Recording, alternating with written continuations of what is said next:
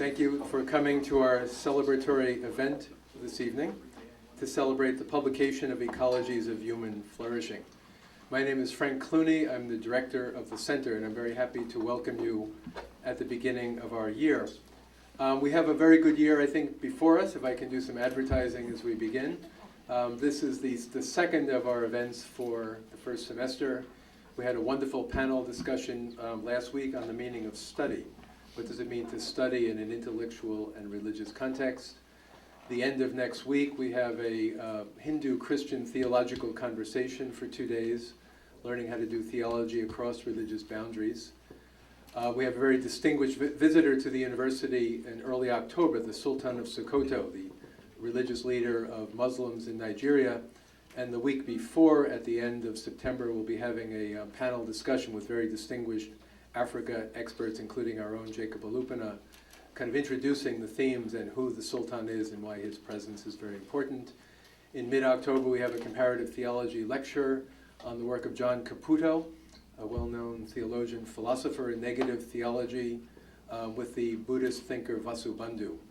And we have a Korea event, shamanism in Korea in early November, and so on during the year. I think it's an exciting semester shaping up, as well as our regular faculty colloquia, student lunches, staff lunches, and so on. We have a list of these events over there. If you haven't taken one, please take one when you leave.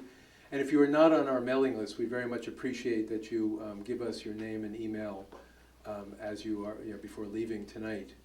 But all of this is simply a way to indicate that we are still under the spell and the inspiration of Donald K. Swearer, former director of the center, who for 6 marvelous years was director of the center, bringing so much life and vitality and vigor to the center with a long series of very exciting events, thematic programming that developed over each year. There was a theme, conversations, discussions, responses, end-of-the-year panels in some cases that were quite exciting. 2 books that came out previously, for instance, Rethinking the Human and Ecology and the Environment, were 2 very interesting volumes that you may have seen around.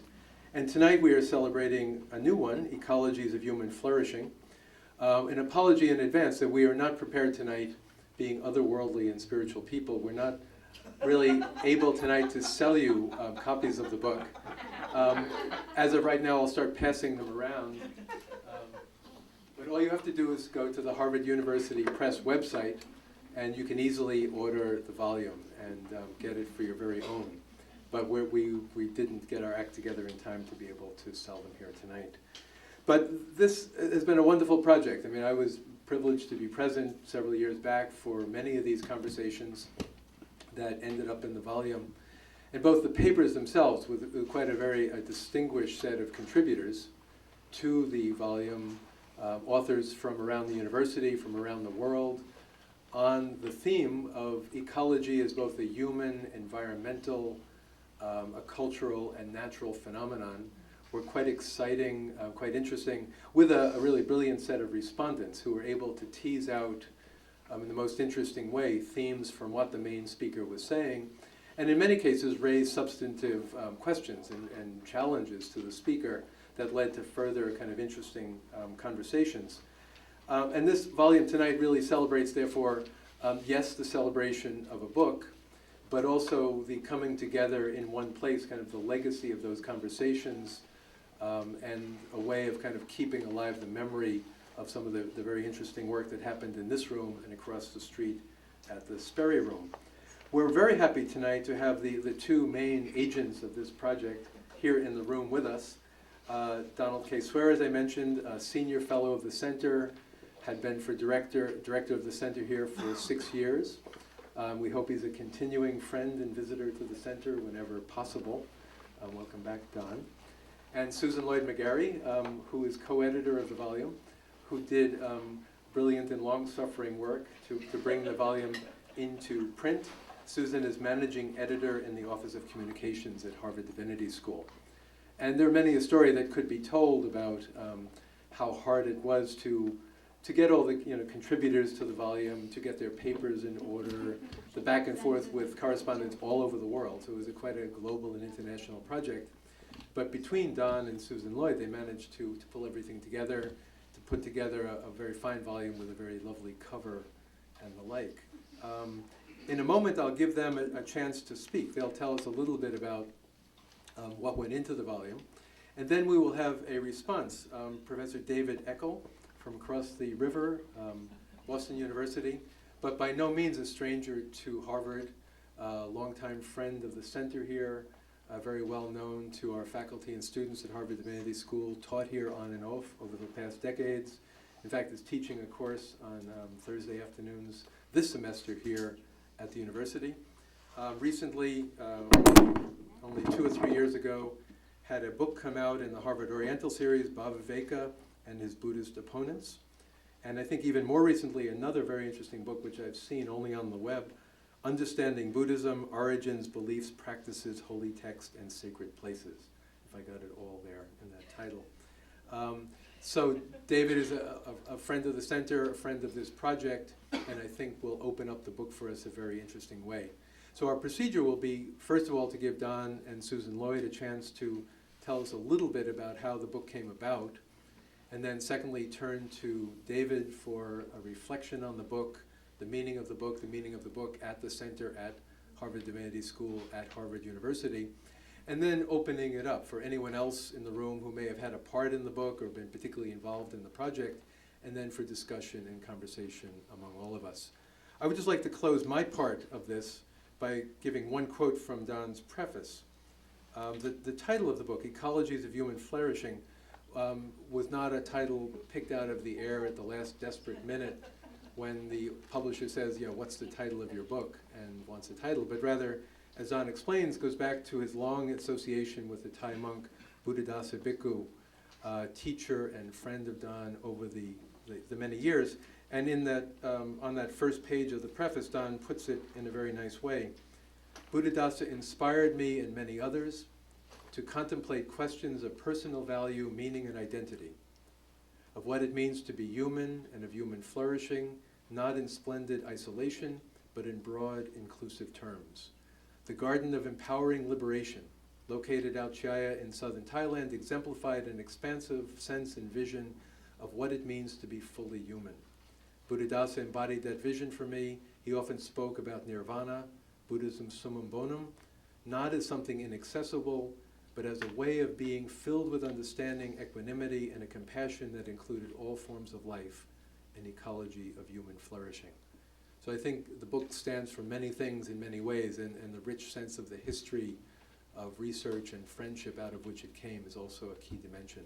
So without further ado, I will step aside, and I will ask Don and Susan Lloyd to speak first, and then we'll turn things over to David. Don.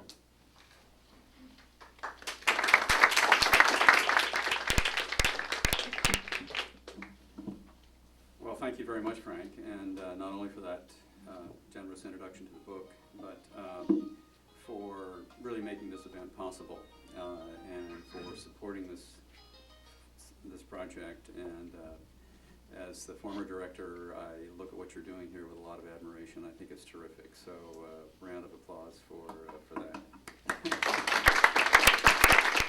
I'd also like to thank Bill Graham, Dean Graham,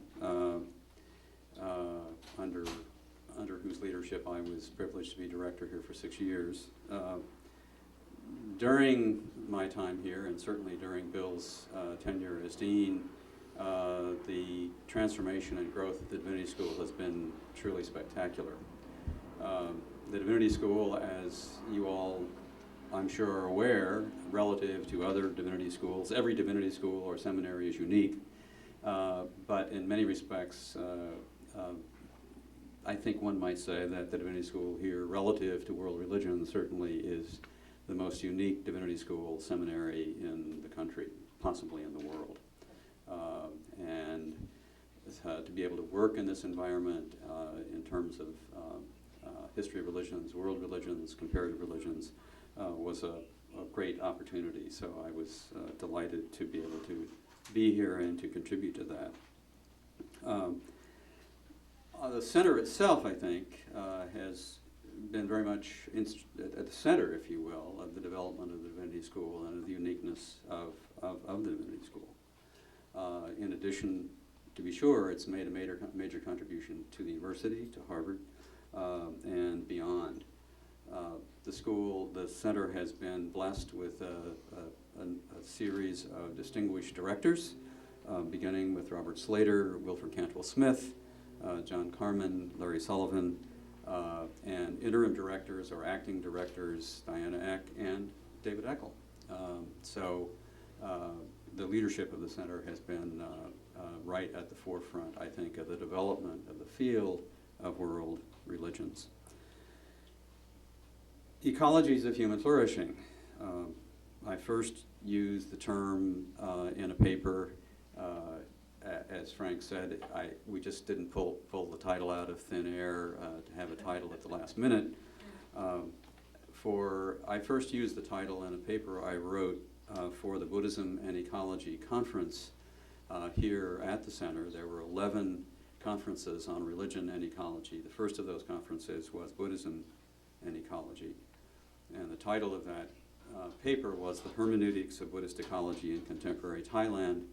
And one of the figures that I focused on was the Thai monk that Frank referred to, Buddhadasa Bhikkhu, who has really inspired me in many, many respects and has influenced my own thinking a great deal.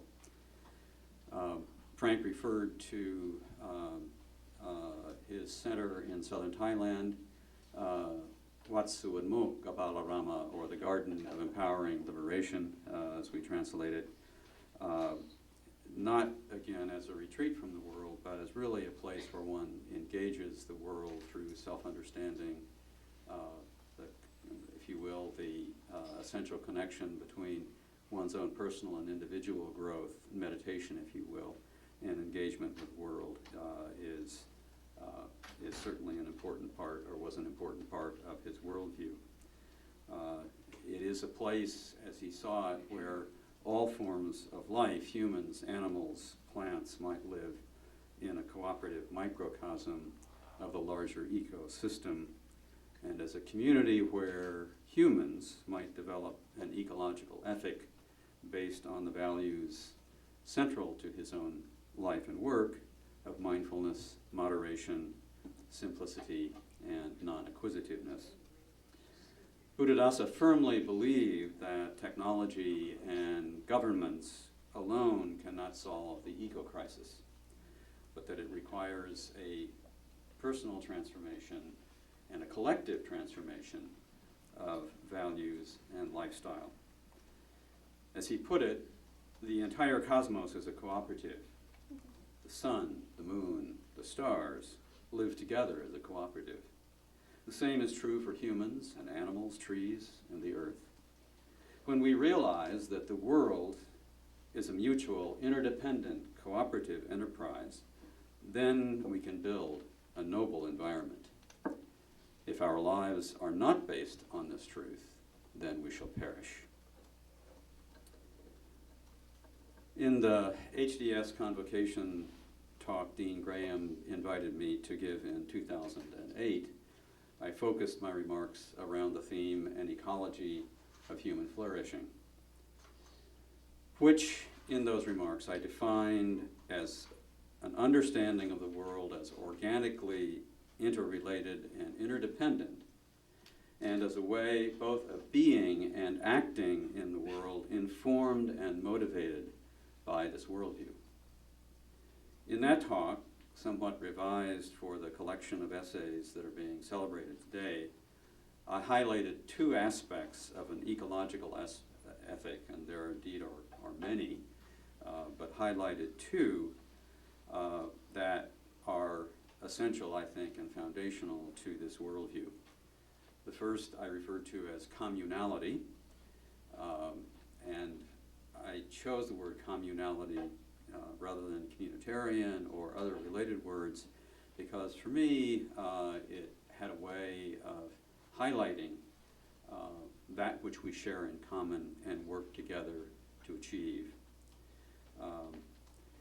The other sort of ethical theme, if you will, or principle in those remarks was one that I characterized as enoughness. It's interesting, after my talk, Harvard professor at the business school came up and was quite sort of excited about the concept of enoughness and thought this was really a creative idea and I should do something with it, and couldn't we work together on this? And then I checked the internet and I found that no, enoughness was not a term that was original with me. But it certainly, I think, resonates with this notion of communality and sharing. It raises all kinds of ethical issues, I think, of justice and equity. So it's a terminology that's pregnant, I think, with meaning. This ethic of an ecology of human flourishing shares a lot in common with many other thinkers, philosophers, theologians. Two that I cited in my talk, or one that I cited in my talk, is Sally McFaig and her notion of ecological anthropology, and someone who I have gotten to know in Claremont, California a little better than I did previously, John Cobb, who is doing a lot in what he refers to as ecological economics. So the book. The book we're celebrating today originated as the CSWR lecture series during the academic year 2009-2010. And I'm very, very grateful to all of the contributors, both those who presented papers as well as the respondents. Larry Buell, who is here, and indeed in particular, and a friend that goes way, way back. Larry is the Powell M. Cabot Professor Emeritus of American Literature at Harvard, whose prodigious scholarship includes the literary side of the Transcendentalist movement, discourses of literature and the environment, and the history of national fiction, which he's working on now. Arthur Kleinman, who is also here. Raise your hand a little higher. The Esther and Sidney Rabb Professor, Department of Anthropology, and Professor of Medical Anthropology in Social Medicine, and Professor of Psychiatry at the Harvard Medical School. And if that weren't enough, he is currently the director of the Asia Center. And I think that's a 5-year appointment, right, or something like that.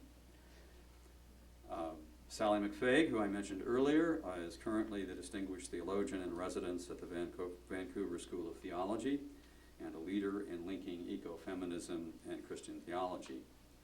Our own Ann Monius, these are people, contributors to the volume, those who gave papers during the year. Ann Monius, Professor of South Asian Religions here at HDS, and who specializes in the religious traditions of India, and is currently completing a monograph, Singing the Lives of the Shiva Saints, and Ann offices upstairs. Chandra Musaffar, whom some of you have met and know, he's lectured here several times, is president of the International Movement for a Just World based in Malaysia, and is a major figure in the social engagement of the world's religions. As Frank mentioned, the presentations were followed by a response, invited respondents who commented on each lecture, followed by what usually is pretty lively open discussion. The respondents were Diana Eck, Archana Venkatesan, Paul Farmer, Ron Thiemann, David Lamberth, and Dan Schrag, and their responses are all included in this volume.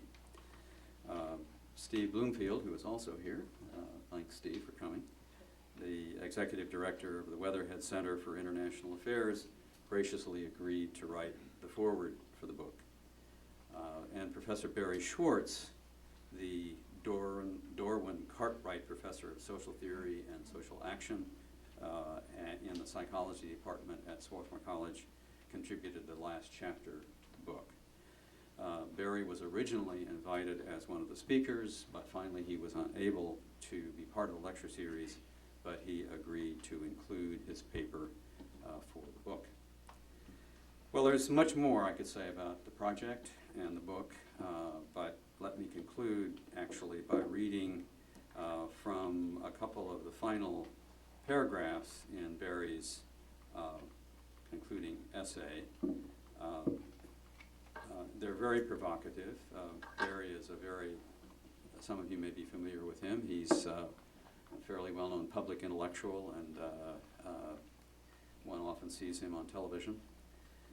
So I want to read a couple of some lines from his last two paragraphs that are quite provocative. It has to do, I think, with particularly the principle of enoughness.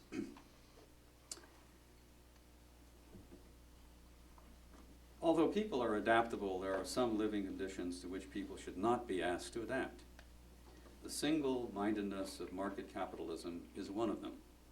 Suppose a society were to decide to cut off everyone's right arm. In the short run, that would create great misery, but people would adapt. The manufactured world would be re-engineered to make it possible for people to live their lives successfully with one arm. The next generation with right arms, severed at birth or perhaps tied behind their backs, would never know there was anything missing, that once more was possible in our life. Our task, I believe, is to help prevent market capitalism from cutting off people's right arms. We have to do it before people reach a point where the capitalist way of life seems natural, indeed seems to be the only possible way of life. We know now that there is no alternative, is false. Our grandchildren might not. In the Nicomachean Ethics, Aristotle famously wrote about eudaimonia, or what we might call flourishing. For Aristotle, flourishing demanded virtue. It demanded that people do the right thing and that they do it for the right reason. Material incentives may sometimes get people to do the right thing, but decidedly not for the right reasons. And then he concludes by saying that if we aspire to human flourishing, we must bring the moral dimension of life back into focus and refuse to settle for efficient, market-driven alternatives. So, a provocative thinker, a provocative essay. Indeed, I hope you will have a chance to buy the book and look at the book, and will find other essays equally provocative. Thank you.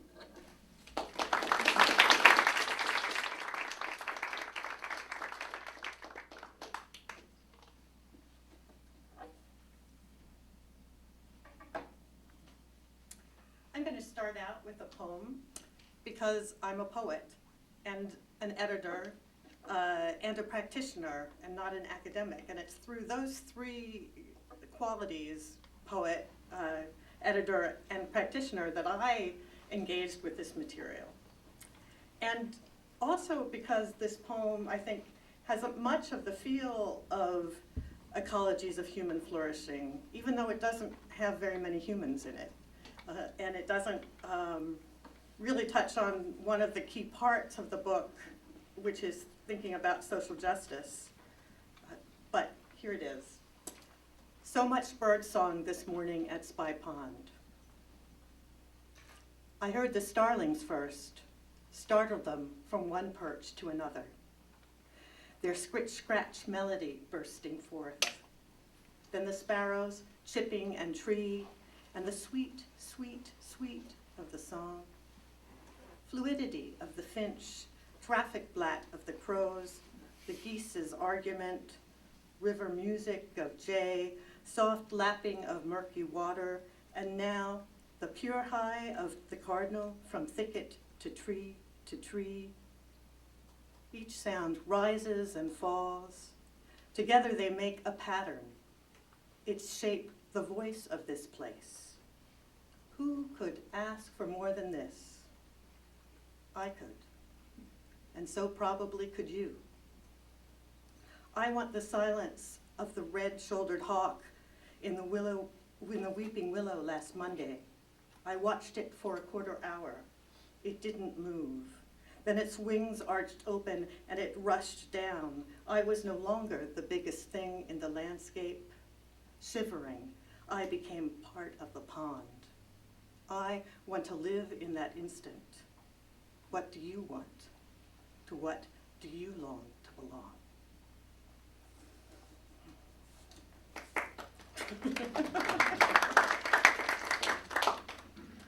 And I just want want to also say what a privilege and gift it's been to live with this book for more than a year, and to especially acknowledge the people that are in this room. It actually takes a village to make a book. And I did copy the sheet of acknowledgments and add some things to it, which are on the table there, so you can look at all the people there. But the authors who are here in this room, not only for their thought-provoking essays, but also from the editor's point of view, that they actually responded to my queries. And that's true for all four of them. So, and as Don talked about in his definition of an ecology of human flourishing, it's not just a worldview, it's a lifestyle. So after living with this book for a year, I began to think about, how was I living according to my beliefs? How was I doing that? I, like you, do some things, but I know that I could do much more. And it's really from that point of view that I'm going to talk for about another 5 or 6 minutes. Not because I think I'm a shining example, but in fact because of the reverse. Because you may share my conundrum about how to change, and there might be some ideas for you in that process. So generally, when I want to do things and I avoid doing them, my pattern, I stop to think about this, is I think big and then I do little. So first I started out kind of with that analysis, and so I thought to change it, that I would start instead with something relatively easy that I'm not doing, with the hope that it might push me further.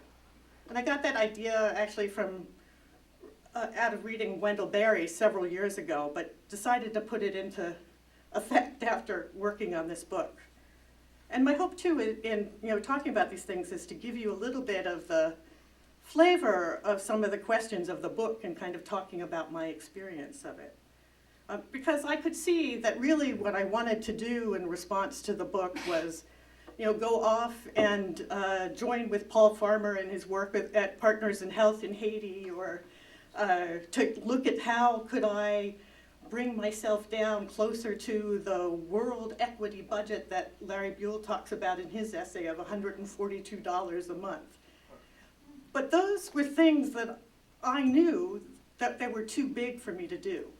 And to start out with, and if I started out there, I would do nothing. So I started out with something really, really small and kind of embarrassing, which is driving to work. Over the last 2 years, I started to drive into work every day. In the past, I've taken the bus, but it just felt wrong to me to be working on this book about ecologies and about justice, and to be driving to work every day. And yet, that was still what I was doing. So I wrote an afterword, actually, which I didn't think was quite good enough to go into the book. And I wrote kind of my 3 resolutions in that afterword. And I didn't actually send it to anybody until after the book had gone to the printer. And so even though I wrote this afterword at the end of April and resolved then that I would drive into work no more than 1 day a week, and that I would take whatever I saved in gas and contribute half of it to some worthy cause, I really had scaled down my driving a little bit. But what I saw is I didn't stop driving into work until I emailed the afterword to Don.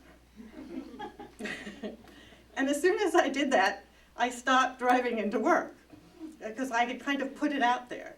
And I also emailed it to 5 of my friends, 4 of whom actually happened to be in this room today. And so that was another kind of accountability, embarrassment kind of thing that helped me to do that. And also, I started to think not so much about whether this mattered to the world or not, whether I made the 8-mile round trip in my 1993 Toyota, but what did it matter to me? I focused on it, as Ron Thiemann suggests in his response to Chandra Mussafar's essay, as an act of resistance, or what Diana Eck might talk about in her response to Larry Buell's essay of waking up from the automaton that drives our economy. So in doing those things, it helped me to shift. And it's not, my hope too was also that in starting to do something, it would push me a little bit further. And I haven't gone any place, you know, to boast about or anything, but I have stopped driving much elsewhere as well. And I have a regular appointment in Fresh Pond that I walk to. And all of those things kind of delight me that I see this shift in myself. I also made 2 other resolutions, which I'm not going to talk about a lot here, but they also come out of the book. Because the book convinced me about the importance of communality that Don was just talking about, I made some specific resolutions about reconnecting with my faith community to begin after the book was printed. And I haven't done as much as I would have hoped to in that, but I do feel that in sending this out to members of my faith community, and that I've worked to deepen some of those friendships that come out of there. And I've also begun to look at other models of supporting community that actually I've heard about from my faith community, such as transition towns, which looks at how on a local basis to think about how we might move and to build resilience in our local communities for a future with higher expense of oil and greater increasing climate change. I also wanted to volunteer because I was very moved by the conversation that Arthur Kleinman and Paul Farmer had about Arthur Kleinman's essay is really about the ethic of caregiving and how important that is to the world. And of course, Paul Farmer's work with Partners in Health is a shining example of that. But when Paul talked about how he managed to do that, one of the ways that he talked about it was that he trapped himself into doing what is difficult but needs to be done. So I want to volunteer someplace that will make me move beyond my comfort zone. And I haven't yet found the place, but I'm thinking about it. And I see that riding on the bus enlarges me as well. It brings me sights that are both wonderful and terrible, and that I wouldn't see if I wasn't riding on the bus. So, so I've just kind of gone through my little pattern of what I tried to do in response to the book, and I hope that's given you some taste of it. And so just to end, I'd like to return to that poem. Shivering, I became part of the pond. What do you want? To what do you long to belong?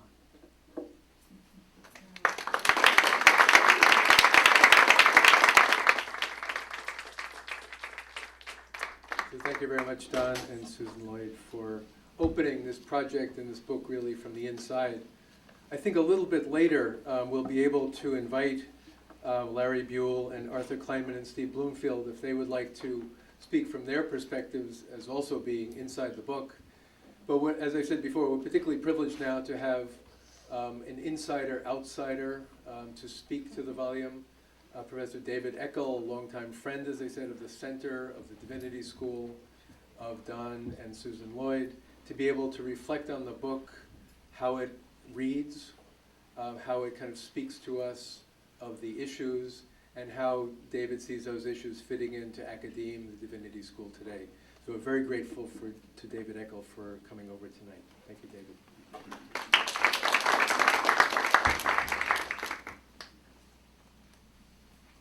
Thank you, Frank, and thanks to Susan and to Don for your thoughtful remarks, and thanks so much to all of you for coming out to celebrate this book. It's a wonderful center gathering in a place that I know well, as Dean Graham know very well and love. I feel particularly honored to celebrate this book as part of Don Swearer's legacy as director of the center. The volume has all the liveliness and the eloquence and the moral conviction that he brought to his tenure in that position. And I can imagine how proud all of you must be, not only of this book, especially when you read it. I somehow imagine, I imagined as a respondent to this book that I would be walking into a group of people, all of whom had read the book and wanted to quiz me about it. And I'm somewhat gratified to know that you're all being sent down to Harvard University Press to buy it for the first time. So consider this a little bit of a sneak preview of what you're going to find in the book. I can imagine how proud all of you must be or will be when you read this book, but of all that the Center has become during Don's inspired leadership. Professor Clooney has asked me to comment on the book for about 20 minutes and then open things up for discussion, and I'll attempt as well as I can to abide by that restriction. Obviously, this is not enough time to offer anything like a detailed review of all the fine essays in these pages, and I doubt that you would sit still long enough for me even to try.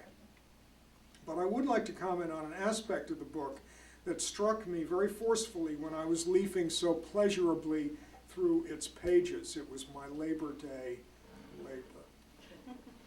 And I would like to use these comments to draw a conclusion about how the Center can build on the project represented by this book. In his introduction, Professor CSWR says that the title of the book involves an odd combination of terms. The word ecology is drawn from the biological sciences, while the phrase human flourishing derives from the terminology of virtue ethics. If he had the instinct of a true philologist, Don CSWR, or a literary critic, he might also have given us a paragraph or two about the meaning of the word of. You could imagine that the essays in this book are just an extended reflection on that problematic relationship, whether it's grammatical, political, economic, or religious, between the term ecology and the concept of human flourishing. But what interests me is not the word of. You'll be happy to know. It's Professor CSWR's offhanded, almost too modest reference to virtue ethics. Aristotle is not often mentioned in this book. Don CSWR quoted one of two places where the name Aristotle appears in the book, but his ghost stalks surreptitiously through its pages. As Barry Schwartz notes in his essay on flourishing and its enemies, the last essay in the book, the word flourishing is one of the common translations of the word eudaimonia in the Nicomachean Ethics. Another common translation is simply happiness. In our core curriculum at Boston University, we ask students to chant Aristotle's definition of happiness so that they can repeat it in their sleep. In Book 1 of the Ethics, and I hope you will chant along with me, Aristotle defines happiness as an activity of the soul in conformity with perfect virtue. Okay, let's say this again. An activity of the soul in conformity with perfect virtue. Amen.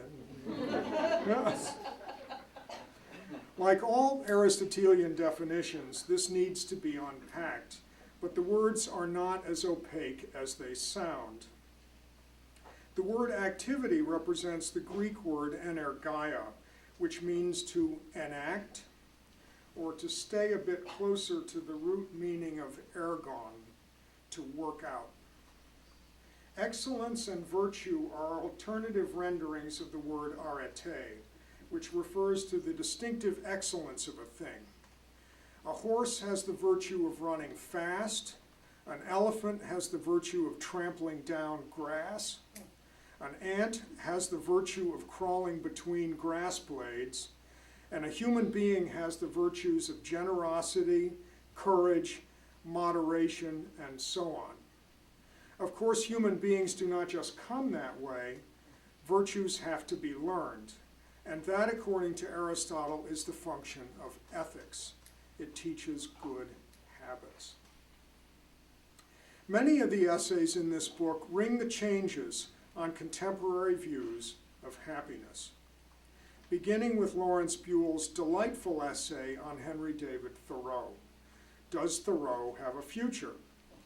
Buell points out that in Thoreau's account of the experiment at Walden, simplification of the terms of existence is offered less as austerity for its own sake than in order to optimize the possibility of human flourishing.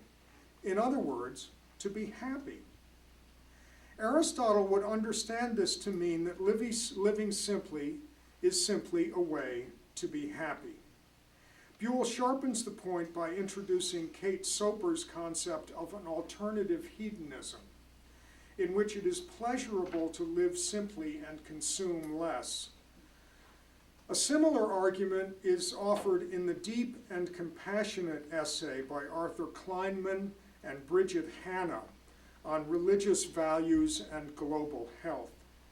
The authors argue that caregiving is an essential part of human flourishing. In other words, it's a virtue that is inscribed in human nature.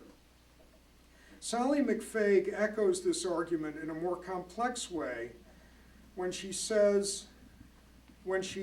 comments on the second nature of life in a city. This second nature coincides imperfectly with first nature that we associate with the natural world. Aristotle would have understood the force of her point. He thought of human beings as political animals. The political was just an extension of the natural. Now, one of the most challenging aspects of Aristotle's ethics for undergraduates has to do with what we call the corrigibility of mistaken concepts of happiness. I hope you're following me here. This is a little more like that than what you might have expected at the end of this long afternoon. The corrigibility of mistaken concepts of happiness. Hold on to this idea. It's hard. It is very hard. We work very hard on this at BU. To convince students that they or their roommates are wrong to think that sleeping late or skipping class will make them happy. But this is the force of Aristotle's argument. And it is the force of this book. It is often assumed that higher rates of consumption will make people happier. In contrast, Professor Buell cites surveys in which reported national happiness in the U.S. remained flat from 1972 to 2005, even though there were substantial increases in income. Well, Henry Ford claimed that civilization progresses by the increase in the number of people's desires and their satisfactions, the concept of consumerism. Buell argues otherwise, as do many others authors in this book. In fact, you can read the book as an extended meditation on the corrigibility of mistaken views of happiness. And you can read it to your undergraduates with that thought in mind. You also can read the book as a meditation on the importance of activity, the second crucial word in Aristotle's definition. The essays often read like calls for action, or at least as laments over our inability to act as systematically or as effectively as we need to confront the global environmental crisis. Bill McKibben addresses this problem most directly in his essay called Human Flourishing Depends on What We Do Now. He also gives us the most lively personal example of political action in his account of a protest march across Vermont. His first plan was to stage a sit-in on the steps of the federal building in Burlington. When he asked the Vermont police what would happen if he just sat there, they told him he could sit as long as he wants, and no one would disturb him. So he decided to march across Vermont. His march brought much more attention, and I'm sure that he enjoyed the view. The concept of action brings me to my final point. If happiness requires activity, In what sense does this elegant little book make us happy? For scholars like us, this is a perpetual dilemma. Is it enough for us to study and elucidate the meaning of texts and traditions, many of them centuries old? Or should we be out on the roads of Vermont or on the streets of Washington organizing protest against federal policies on the environment or whatever else concerns us? If I read Aristotle correctly, he has a decisive answer to this question, one worth taking to heart by all of us who work in academic environments like this. For him, the enactment or the working out of virtue applied not just to moral categories like generosity, justice, and friendship, but also to intellectual virtues like practical wisdom and contemplation. For him, there was no division between theory and action. Theory, or theoria, is a form of action. In fact, it is the highest form of action. It is what makes human beings human in the most elevated sense. When I was asked a few years ago to help write a study of the center in order to recognize Don Swearer's achievements and prepare for the arrival of his successor, our committee thought a great deal about the proper role of the center in the university and in American higher education. I was tempted to recommend, that we change the name of the center from the Center for the Study of World Religions to the Periphery for the Study of World Religions. I did not include this recommendation in the report for obvious reasons. It would be easy to misconstrue. But if I had included it, I would have meant it in a positive way. The center is perfectly located in a geographical and intellectual sense to sit on the edge and reflect on the meaning of the activities that go on around it. In the same way that the monasteries in the hills around the old imperial capital of Kyoto could reflect on the meaning of the imperial machinations that went on in the streets below. Aristotle would say that this is a virtue, and the actualization of this virtue makes us happy.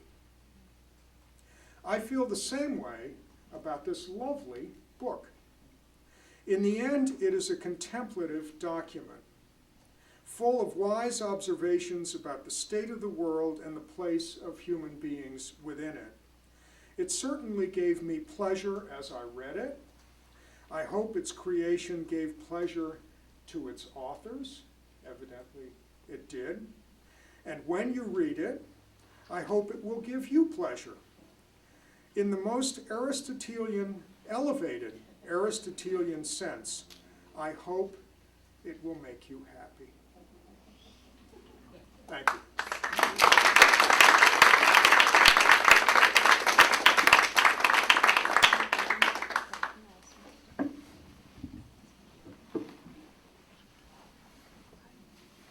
Thank you, David. So I'm all the more sorry now that we don't have copies to sell, because you would be happy by having it, we would be happy by selling it to you.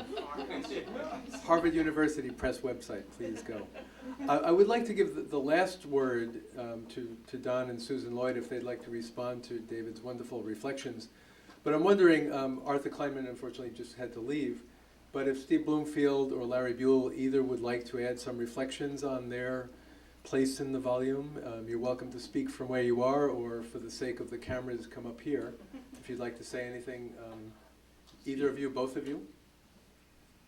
You're closer. We'll go in reverse alphabetical order. Well, I'll just say briefly that in addition to being grateful to have been asked to this feast, I think one of its benefits has been the incentive of self-dissatisfaction of two different kinds, that writing the essay and thinking about it has given me. One is of the Susan Lloyd McGarry type, working out a kind of ethics of voluntary simplicity, beginning with, but by no means limited to, the case of Henry Thoreau,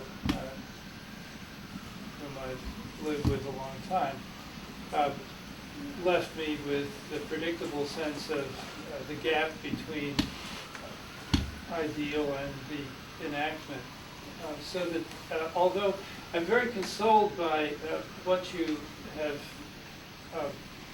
laid down as doctrine concerning theoria being a form of action or inseparable from it, I mind the gap. The second thing was the dissatisfaction arising from having concentrated so long on the limited domain of the ego, the individual self, and the practice of moderation and the ethics of that. And it's moved me to continue thinking along the line of the same theme, but expanding the circles of consideration out to community, bioregion, and ultimately world. So I feel as if I may have made a contribution of some interest, perhaps, I hope. I hope for the same pleasure in the reader that you have said we might all dare to feel. But at the same time, conscious of the lopsidedness of what I had to say and the need to correct my own act in the future by engaging the other of two Don's grand themes in the discourse that led to the book itself. So, enough said. Thank you for giving me the chance to say it. Steve, would you like to? Thanks. I had a very bit part. Wrote a short forward, and it was a privilege to be invited to do so. I'd like to just echo a few themes. One is that Don Square is a very hard person to negotiate with. He asked for some money, and I said, "It's yours," from the Weatherhead Center. But it introduced a communal opportunity, and I would like to emphasize that.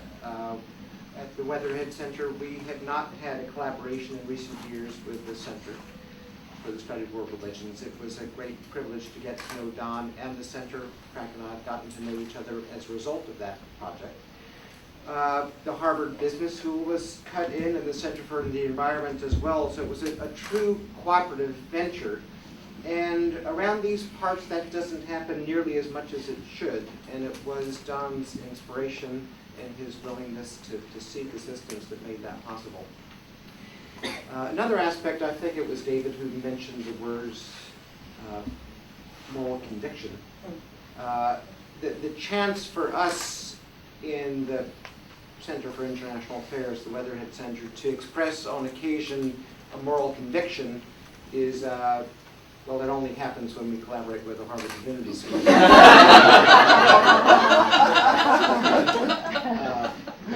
So it did allow me to sort of step out of my normal administrative and cold role of arbiter. And it was a true privilege, too, to sit in places where morality was freely discussed and openly discussed and debated.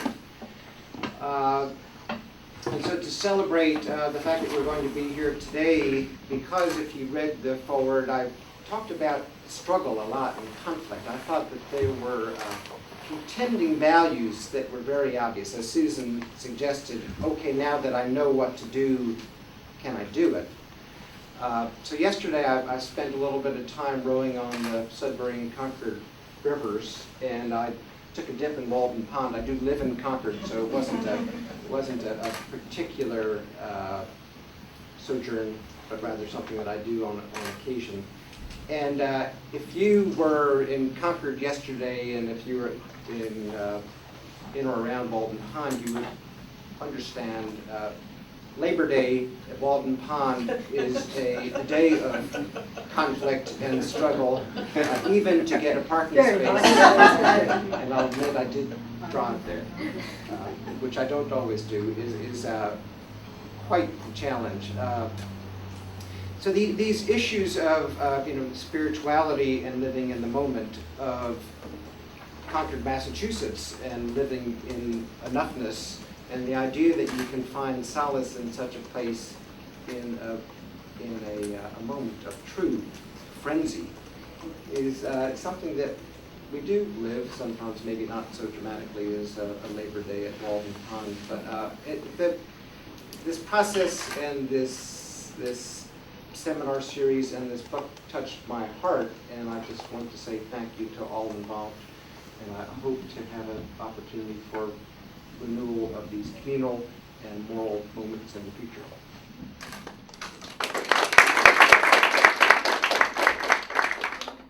So in a moment, we would like to open it up for any questions, discussion that any of you have been so patiently listening would like to raise for a few minutes. But before turning to that, David gave us some very rich and insightful comments, reminded us of what we had learned about Aristotle many years ago and so forth. But I'd like, therefore, to give Don and Susan Lloyd a chance, if either would like to say anything further about what has been said, take up any of the points that David has raised. First shot at this, either of you?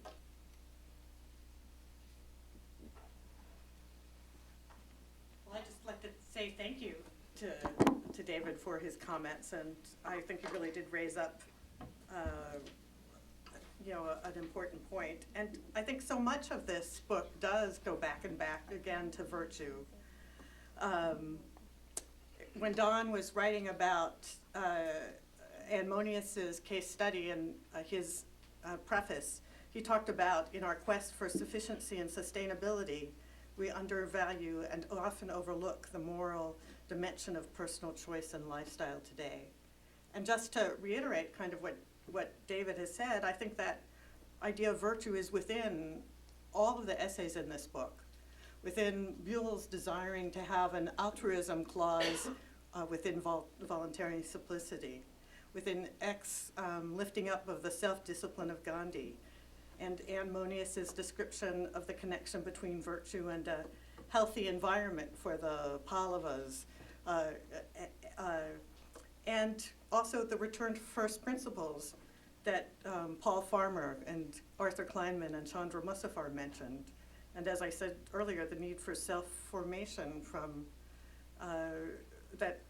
to embark on resistance that Ron Thiemann mentioned.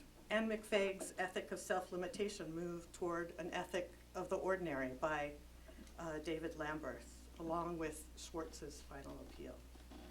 So I do really think that is the core of the book. And I'll just say, to actually quote from Larry Buell quoting from somebody and from Diana Eck quoting him, I think the question is not whether I am the kind of person who will make a difference, but whether I am the kind of person who will try.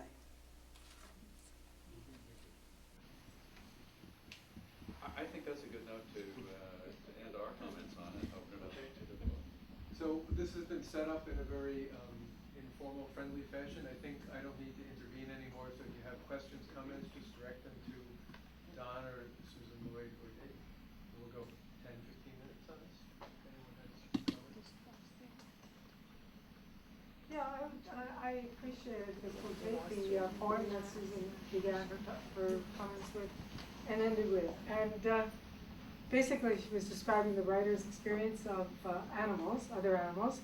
And that reminded me, as one who attended many of the lectures, which ultimately ended up in this book, as essays in this book, how little other animals, other sentient beings came into our discussions at that time.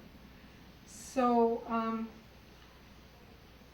I think that if we're going to talk about what is mistaken views of happiness, that clearly is mistaken to believe that we can be happy as long as we are in a relationship of domination, exploitation, abuse, and consumption of other sentient species. So I was a little disappointed that our flourishing as a part of a general sentience flourishing did not come more into I haven't seen the book, but come into the discussions at that time. So I would just appreciate anybody's comment on that, or thoughts on that. Don began with his comments about Buddhadasa, and I imagine that that's a voice that would probably speak most directly to the concerns that you've raised. So maybe, Don, you can share with us a couple comments about how Buddhadasa would respond to that question. Well, first I would acknowledge, I think, that is not, in a sense, it's a lack in the book.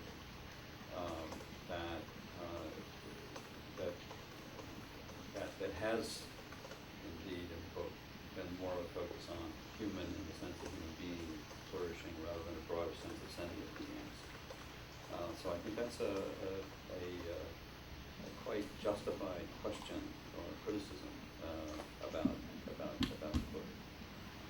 Apropos David's remarks, indeed, to the degree that there's this broader sense of flourishing, sentient and perhaps even non-sentient as far as Buddhadasa is concerned, that certainly is part of his vision as I understand it, and part of what motivated me in terms of thinking about that kind of terminology. But first of all, I would like to acknowledge, I think, what is a quite reasonable question raised about the book. A book can't do everything.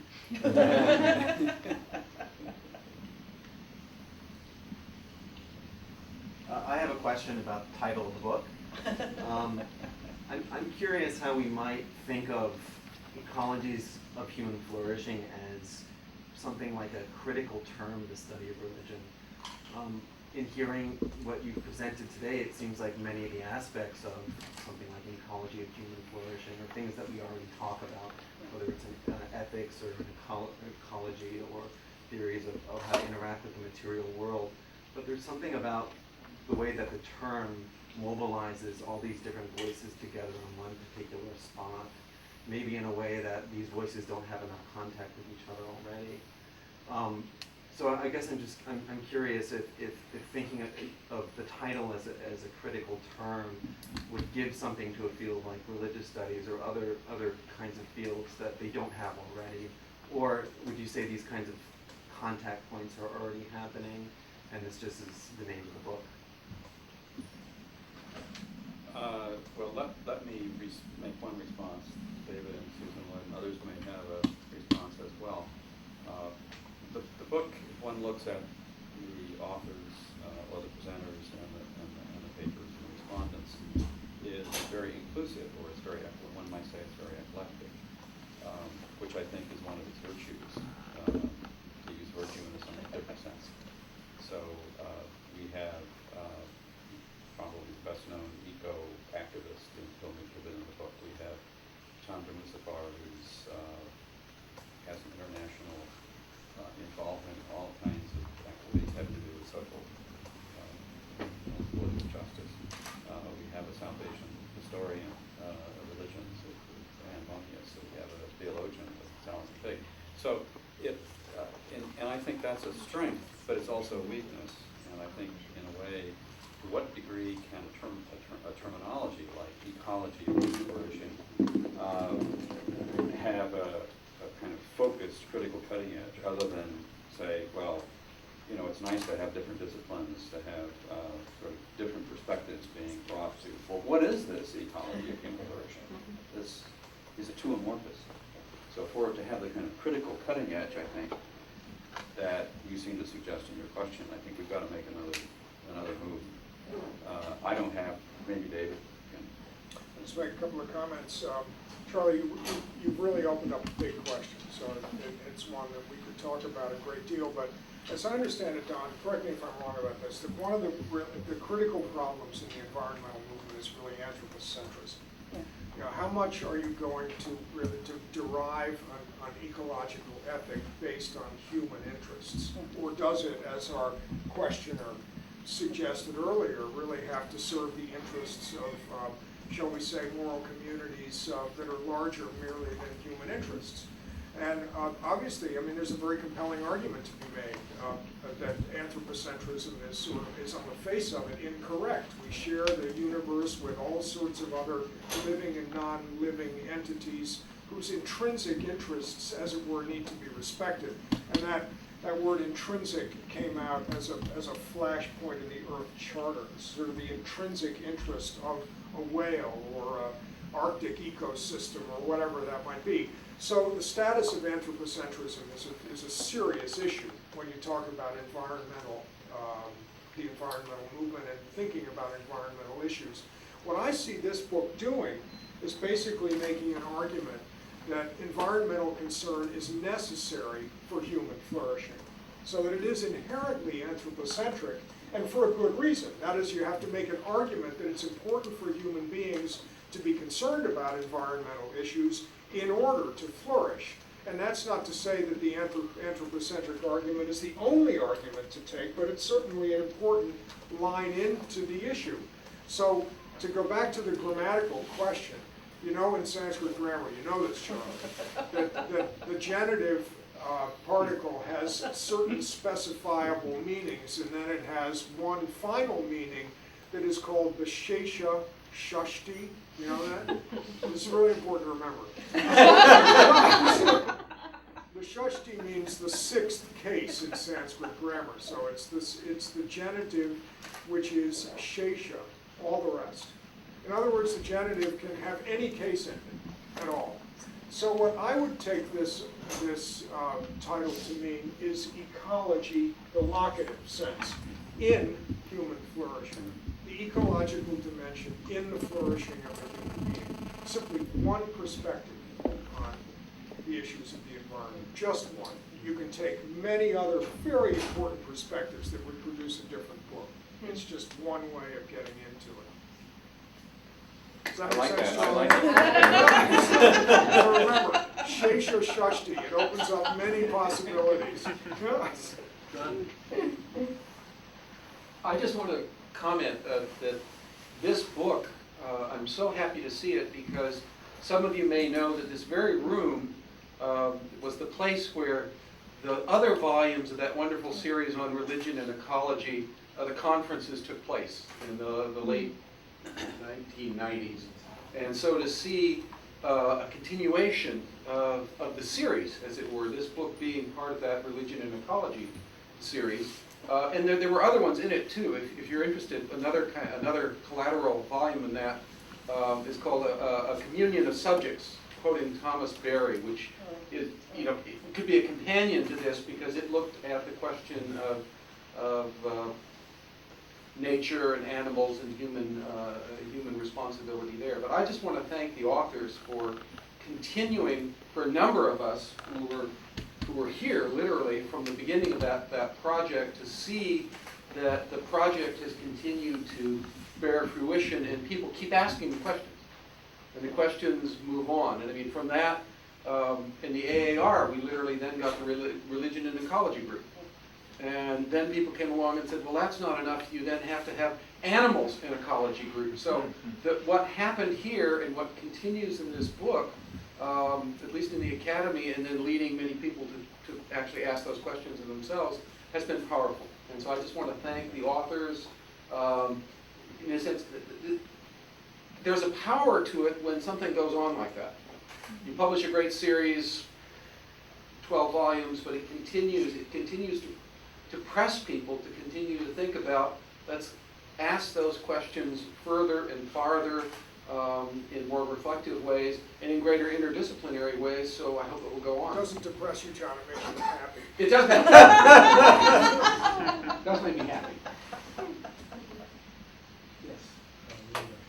Oh, I have a question, which is, for people who live on or below the poverty line, the argument of consuming less is not an easy argument to embrace, and it is still true that the way things are consumed for people who live without much are still problematic. So that concerns me. It seems a a book for the wealthy to stop consuming, and for those of us without wealth who look around and say, but I hardly have anything. But that doesn't still take away the burden of needing to be conscious and accountable for what one has and how one consumes it. So how do you span that? Well, when The this rest kind Larry of, Buell to Yeah, that's answer what the I was question, gonna because he discusses it in his essay. I should have read the book. Larry, you want to answer that question? Enoughness is a gospel more for the well-off, Yes, who have more than enough. yes. It's not addressed to the impoverished, but on behalf of everyone too. Don, did you want to add something on that? You were about to speak. actually, this question's raised a lot, and one general response to this, or way too quick response, is kind of different strokes for different folks. That is, we're at different locations, whatever we're talking about. In the case of wealth or lack of wealth, resources. Living simply that other people may simply live is going to apply more to you and me than is somebody who's on the poverty level line or below. And the kind of statistics that we hear on public radio or television about the number of people who are living below the poverty line in this wealthy nation of ours is. So then what kind of a moral imperative then, let's bring in other dimensions to this discussion, like compassion or activity. Let's just use the general, in addition to the intellectual activity. What sort of moral imperative is there for those of us who have much to act on behalf of those who have much, much less? But also, I think Diana F. kind of responds to the question that, because Larry does raise that very question in his essay. And she talks a bit how consumerism is also something that, that afflicts poor people. There's the sense kind of in our economic system that we're driven to get more and more, even if you have very little. And so to step off that kind of mouse wheel as much as you can is something also to think about. And I think it's an important point that Diana raises. But she also raises, she also quotes from Tolstoy and Gandhi, and in the sense of, if I take more than my share, I'm taking from my sister or brother, and that certainly most people living in the United States are taking more than their share. Did you have it in the back here? Yeah, I have written I'm confused with the title, Ecologies of Human Flourishing. Do you consider human flourishing just the religious laws? The topic with the content is different. Human flourishing, it's not only religion. I'm sorry, it's not only what? It's religion. You have, Oh, yeah. Oh, absolutely. so, but then why the title is Ecologies of Human Flourishing? And how does, Okay, so I'm not let quite me clear as paraphrase to, this is not. myself. My point is, I'm an anthropologist, and we study societies by their culture, not necessarily by their religion or religious rules. My point is, why did you put this title on, why you are studying every ecological system through different religions? Right. And the other question is, have you considered Zoroastrianism or other old religions, ancient religions that are still available, practicing in the Middle East, like Mesopotamia? Because those religions, they kept the rules and regulations that helps ecological system to stay, to be sustainable. Well, let me respond just very, very briefly, because we do have some things to eat out here. But the 2 points you raised, one, obviously, I mean, I hope it's clear when we look at the book, that while this is a product of the Center for the Study of World Religions, an ecology of human flourishing is not exclusively an issue that religions deal with. It's a much more universal notion than that. But the second point you raised is, well, if you look at a book like this, what got left out from the perspective of religion? That is, what about ancient Mesopotamian religions or whatever? Yeah, we didn't include them, so but we could have. So just as there's not as much about animals in here per se as there might be. So every work has its limitations. So the concept itself, much broader than religion, but looking at it from the perspective of specific religious traditions, there are obviously traditions that we did not deal with in this volume. I think we have time for one more question, and then we might just go to reception. There are plenty of things to eat and drink and have a more informal conversation. But I think we will. So, I'm interested in traditional sources of society. I have enough. I can sort of see it in Buddhism and a lot of religions, but it seems that the hegemonic religion in the United States, which is Protestant Christianity, is actually the hardest one to connect to. And in fact, even if you look at Thoreau and Emerson, they were actually, rebelling against Calvinism. So, are there actually any sources within sort of traditional, either Calvinistic, Lutheran, Anglican sources that are actually in favor of that? That reflect these Enough, the idea of enough, yeah. Oh, I think so. That is, and indeed, well, I don't know, you and Punch should respond to that.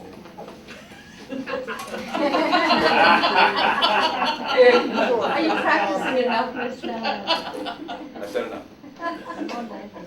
One place to look for that would be in this marvelous series of volumes on ecology and the world's religions that's been published by the Center. There is a Christianity volume in the series, isn't it?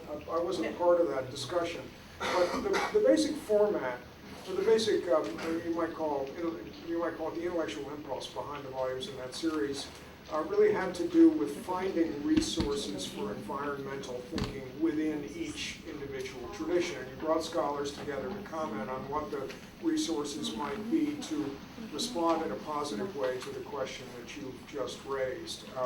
And I bet you'll find a lot of interesting stuff there. I could speak off the top of my head about resources in the Christian tradition, but they wouldn't, what my comments would not be as valuable as the more considered ones that you'd see in that volume. But they're there, and people have been mining them, expanding them, exploring their significance, looking at their difficulties. Often the Protestant tradition, or Protestant Christianity is I think sometimes caricatured wrongly as being exploitative of the environment. There's one famous essay about that. What was the name of that? Lynn White's The Roots of Our Ecology. What was it called? Lynn White. Lynn White's, that's right. I mean, that was the one that first made popular that concern, and a lot of people have been responding to that. So there is a lot of discussion out there to explore precisely that question.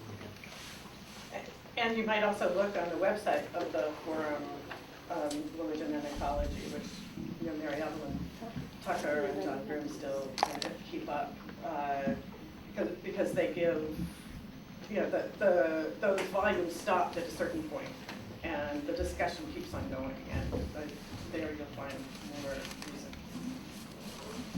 So the discussion keeps going, and John put it very eloquently. These wonderful volumes in the 90s were part of the discussion, not the end of the discussion.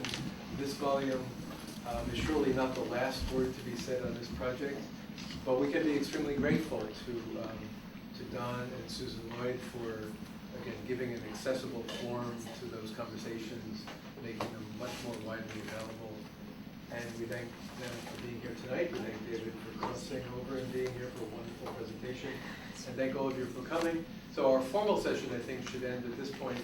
But again, there are some refreshments, and if you'd like to come up and cluster around our authors and pay for their photographs.